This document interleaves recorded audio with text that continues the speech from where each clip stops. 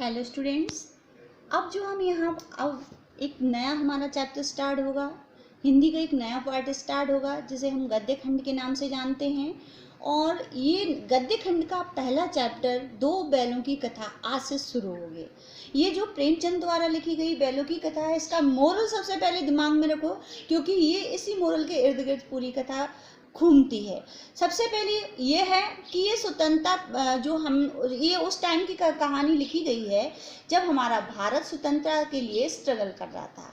ठीक है, तो उस टाइम पे उन लेखक ये हमें संदेश देना चाहता है कि स्वतंत्रता ऐसे ही प्राप्त नहीं की जा सकती, मतलब घर बैठे प्राप्त नहीं की जाती। इसके लिए हमें परिश्रम करना पड़ेगा, स्ट्रगल करना पड़ेगा, हमें अंग्रेजों से लड़ना पड़ेगा और उन्हें भारत से उन्हें भगाना पड़ेगा। ठीक है, दूसरी चीज हमने यहाँ देखा है इंसानों का, या हम कहें कि कृषक समाज का, यानी कि किसानों का या इंसानों का कहें तो पशुओं के बीच या जानवरों के बीच एक भावनात्मक संबंध को भी दर्शाती है ये कहानी। तो आते हैं दो बैलों की कथा के माध्यम से इन दोनों मोरल को लेते हुए ये दो बैलों की कथा हम पढ़ते हैं। ठीक है, अब हम इसको ओवरव्यू करते चले जा रहे हैं और बात को समझाते चले जा रहे हैं। लेखक कहता है जानवरों में गधा सबसे ज़्यादा बुद्धिमान समझा जाता है। जब हम किसी आदमी को पहले दर्जे का बेवकूफ़ कहना चाहते हैं तो उसे गधा कहते हैं। लेखक बता रहा है, ये बात सत्य नहीं है, ये बात लेखक नहीं कहता है, लेकिन लेखक ने जो समाज में देखा है वो ये कहता है कि हम जब किसी को बेवकूफ़ समझते हैं तो उसे गधा कहना शुरू कर देते हैं। क्या गधा सचमुच बेवकूफ़ है, या उसे सीधेपन, ऐसे निरापद सहिष्णुता उसकी यही पदवी दे दी गई है। वास्तविकता में लेखक ये कहना चाहता है कि गधा बेवकूफ़ नहीं है, बल्कि सीधा इंसान है, सहजता है, सरलता है उसके अंदर, इसीलिए उसे ये पदवी मिल गई है। लोग उसे बेवकूफ़ समझने लगे हैं। इसका निश्चय नहीं किया जा सकता। गाय सींग मारती है, ब्याई हुई गाय तो अनायास ही सिंगनी का रूप धारण कर लेती है। कुत्ता भी बहुत गरीब जानवर है, लेकिन कभी कभी उसे भी क्रोध आ जाता है, किंतु गधे को कभी क्रोध करते नहीं सुना न देखा। चाहे जितना गरीब को मारो, चाहे जैसी खराब सड़ी हुई घास सामने डाल दो, उसके चेहरे पर कभी असंतोष की छाया भी न दिखाई देगी। लेखक ये कहना चाहता है कि लेखक ने इसके अलावा और भी जानवरों का ब्यौरा यहाँ पे दिया है। गधा को छोड़कर उसने बताया गाय को अपनी आत्मरक्षा के लिए सींग दिए ईश्वर ने, तो बकरियों को भी दिए। लेकिन यहाँ पे दो चीज, बेचारा कुत्ता और बेचारा गधा, ये इन दोनों को कहते हैं ना, इन दोनों में सरलता सहजता इतनी दी है क्योंकि इनको आत्मरक्षा का कोई भी कहते हैं उपाय ईश्वर ने नहीं दिया। आत्मरक्षा करने के लिए कोई भी साधन इनके पास नहीं है। ठीक, क्योंकि इनके अंदर सहजता सरलता चरम सीमा पर है। आगे बढ़ते हैं तो बैसाख में चाहे गधा एकाध कुलेल कर लेता हो, पर हमने तो उसे कभी खुश होते नहीं देखा। उसके चेहरे पर एक विषाद स्थायी रूप से छाया रहता है। दुख सुख हानि लाभ किसी भी दशा में उसे बदलते नहीं देखा। ऋषि मुनियों के जितने गुण हैं वे सभी उसमें पराकाष्ठा को पहुंच गए हैं, पर आदमी उसे बेवकूफ कहता है।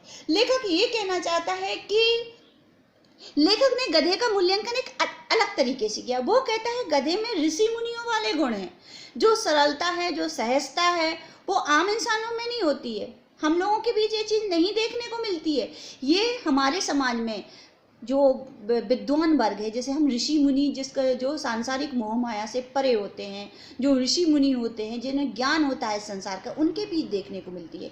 गधा भी उसी कैटेगरी में आता है। लेखक कहता है ये बात बिल्कुल सही है, क्योंकि उतनी ही सहजता जो ऋषि मुनि के अंदर है गधे के बीच भी देखने को मिलती है, इसलिए उनकी तुलना ऋषि मुनि से की गई है। ठीक, आगे बढ़ते पर आदमी से बेवकूफ कहता है। सद्गुणों का इतना अनादर कहीं नहीं देखा। लेखक कहता है हमारे समाज में सद्गुणों का जितना अनादर गधे को बेवकूफ कह के हुआ है, इतना अनादर सद्गुणों का और कहीं देखने को नहीं मिलता। हमारे समाज में ही सद्गुणों का अनादर होता है। आगे कदाचित सीधापन संसार के लिए उपयुक्त नहीं है। लेखक अपना विचार रखता है कि शायद इस संसार को सीधापन उपयुक्त नहीं है, क्योंकि संसार में लोग सीधे लोगों के लिए जगह नहीं है। देखिए ना, भारतवासियों की अफ्रीका में क्या दुर्दशा हो रही है। क्यों? अमेरिका में उन्हें घुसने नहीं दिया जाता। बेचारे शराब नहीं पीते, 4 पैसे कुछ समय के लिए बचा कर रखते हैं, जी तोड़कर काम करते हैं, किसी से लड़ाई झगड़े नहीं करते हैं, 4 बातें सुनकर गम खा लेते हैं, फिर भी बदनाम हैं। कह सकते हैं वे जीवन के आदर्श को नीचा करते हैं। अगर वे भी इसका जवाब पत्थर से देना सीख जाते तो शायद सभ्य कहलाने लगते। जापान की मिसाल सामने है। एक ही विजयी ने उसे संसार की सब जातियों में गण्य बना दिया, लेकिन गधे का एक छोटा भाई और भी है जो उससे कम ही गधा है, और वो है बैल। जिस अर्थ में हम गधे का प्रयोग करते हैं उसी से मिलते जुलते अर्थ में बछिया के ताऊ का भी प्रयोग करते हैं। कुछ लोग बैल को शायद बेवकूफ़ों में सर्वश्रेष्ठ कहेंगे, मगर हमारा विचार ऐसा नहीं है। बैल कभी कभी मारता है, कभी कभी अड़ियल बैल भी देखने में आता है और भी कई रीतियों से अपना असंतोष प्रकट कर देता है, अतएव उसका स्थान गधे से नीचा है। लेखक ये कहना चाहता है, देखिए मैंने बोला था ना स्वतंत्रता प्राप्ति, तो जो हमारे भारतीयों के साथ जो रेशियल डिस्क्रिमिनेशन हुआ था उस टॉपिक को लेखक उठाता है और हमें समझाता है कि हमारे साथ भी रंग भेद के कारण हमारे साथ भी बुरे बर्ताव हुए हैं।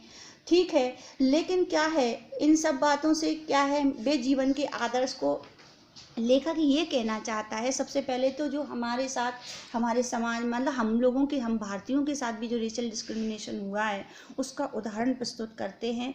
और फिर वो कहता है कि गधा तो ठीक है, बैल गधे से थोड़ा सा मतलब बैल गधे को पहले नंबर का सरलता और सहजता के लिए रखा है, फिर उसके बाद नाम आता है बैल का। लेकिन कभी कभी हम लोग जो एक वर्ड यूज़ करते हैं बछिया का ताऊ, जिसे कहते हैं बहुत चालाक या चतुर होना, वो भी होता है। क्योंकि बैल क्या होता है, कभी कभी अपना विरोध प्रकट करता है, चालाकियाँ दिखाता है। कुछ लोग बैल को शायद बेवकूफ़ों में सर्वश्रेष्ठ कहेंगे, पर हमारा विचार ऐसा नहीं है।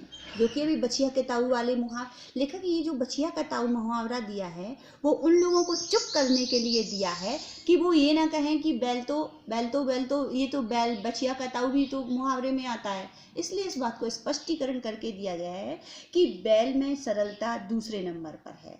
ठीक है, यही इसको पैराग्राफ में आता है।